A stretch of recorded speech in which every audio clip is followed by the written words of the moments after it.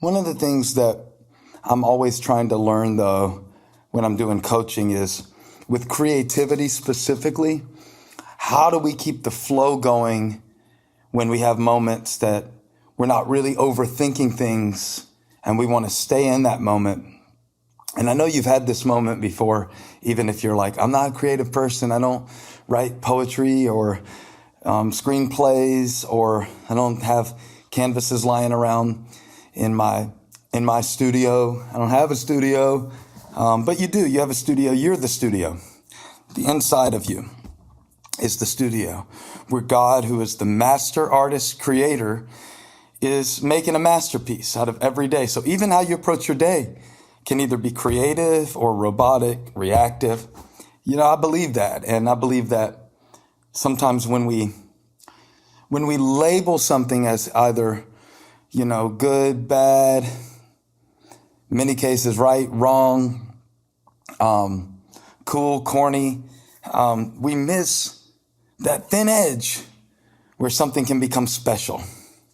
I was in a songwriting session recently, and it was a complete joke until a moment when I said, hey, slow it down.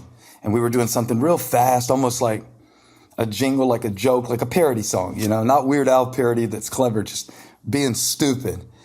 And I said, slow down, slow down. And all of a sudden it went from stupid, silly, to something that was real serious and heavy. And by the end of the 2 days of writing, that was the favorite song that we had created of a couple of the writers. So I wish I could tell you. And that song was, Reckless Love. Well, we didn't write Reckless Love, and that song wasn't Reckless Love.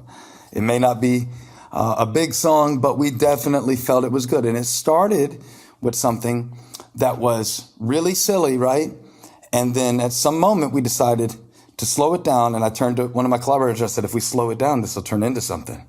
If we slow it down, this will turn into something. And I didn't mean slow it down and start talking and overthinking. That's usually a bad way to create a creative flow, to slow down and just to overthink and start taking things apart. Usually it's better to stay in the moment. What I meant by slow it down was just slow down the tempo. Like, let's just bring it down, boom, settle into it. And all of a sudden, something unlocked. So I wonder how many times in our life we have been on the verge of something special, but we told ourselves a story that it was silly. This is stupid. It doesn't matter. I wonder how many times we've been in the middle of saying something to someone and we interrupted ourselves with judgment. Here comes the psychological component, okay? I can do it from the Bible too. Judge nothing before the appointed time. I can do it from the Bible too. I can do it from the Bible too. I could do it from the Bible, from Jesus, when the woman was brought to him and they were rushing to judge her. And he slowed the whole thing down and said, hold on. And he did something special. And they were about to do something stupid. I could preach it from the Bible, but I just want to come at it creatively, psychologically, and tell you that sometimes you're on the verge of something special. A moment with your child, but it feels awkward. A moment with your wife, but it feels awkward. And you judge it and you go, oh, this is awkward. Oh, they might think I'm cheesy. Oh, I'm probably coming across like a know-it-all. This doesn't make any sense. So you stop. I want to encourage you for moments today where you push just past that point of awkward. Hey, if something's awkward because you're being obnoxious, stop. If something's awkward because you're making somebody uncomfortable, stop. If something's awkward because you don't know how to break eye contact, stop. Or if something's silly and it needs to be serious, don't make a joke out of everything. But when you're on the verge of something and it feels like, hey, I'm in this, be careful of that pull that pulls you out of those special moments where you're tempted to judge it. When you judge it, you disrupt it. And when you disrupt it, you kill it. You kill creativity. When you categorize. I had a friend early in our church give me a piece of advice, okay? I used to label myself as not creative. What I meant by that is pretty much I can't draw. Somewhere in my mind, I got the thought that creative people could draw. Probably in like 6-year-old Stevens head because it was called art class and we drew. And I don't like to draw, and I'm not good at drawing.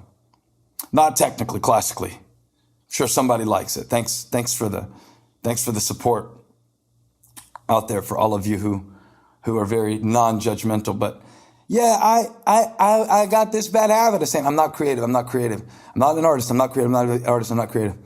And one of the guys we were starting the church with, I turned to one day and I said, I'm not creative. And a few minutes later, I shared an idea I had. And this is going to sound corny, but I wanted to do a little teaching in the church where I was talking about momentum. And I wanted to use the different, I wish I could hold up my computer because I wanted to use the different keys on the computer, shift, return, control, option, and do the teaching around those different buttons. And I was saying it to him almost like, I know this is dumb, but you know how we do it. Like, I know this is stupid, but rolling my eyes at myself before I even got out of my mouth. Basically projection. Telling him why he wouldn't like the idea I was about to present before I even had the chance to present it. Saying his no for him so he couldn't reject me. And I told him my idea. He's like, that's awesome. I love that. Now, he was a designer. That he did specialize in visual stuff. He looks back at me and goes, I love that. He goes, hey, and don't ever say, I'm not creative again. Now, remember, I'm the pastor. I'm the leader. I'm the boss in some ways, although he wasn't getting paid, but I was the boss. And he'd telling me what to do. So first it hit me. Don't tell me what to say. But then I'm like, oh, thanks. I kept that with me. He planted a seed in me.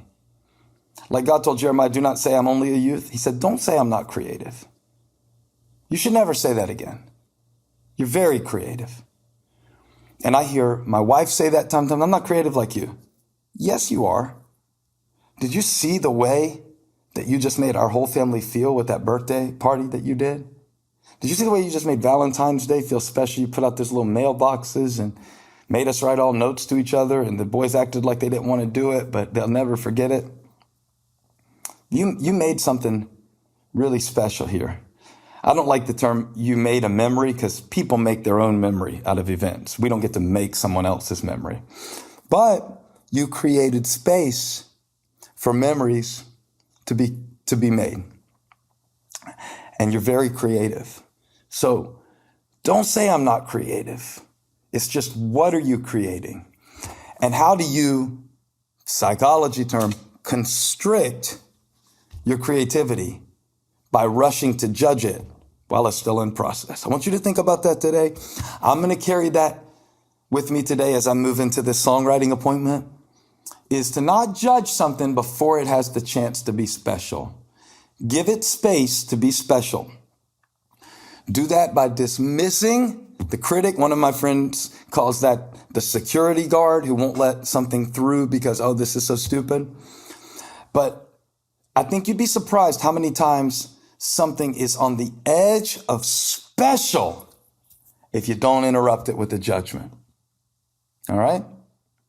If you just let it unfold. Try it out today. Sit in the awkward moments a little longer. Sit with the awkward moments with yourself a little longer. Press through conversationally. Breathe. See what's there on the other side of what feels silly. It might be something special. That's the title. It might be something special.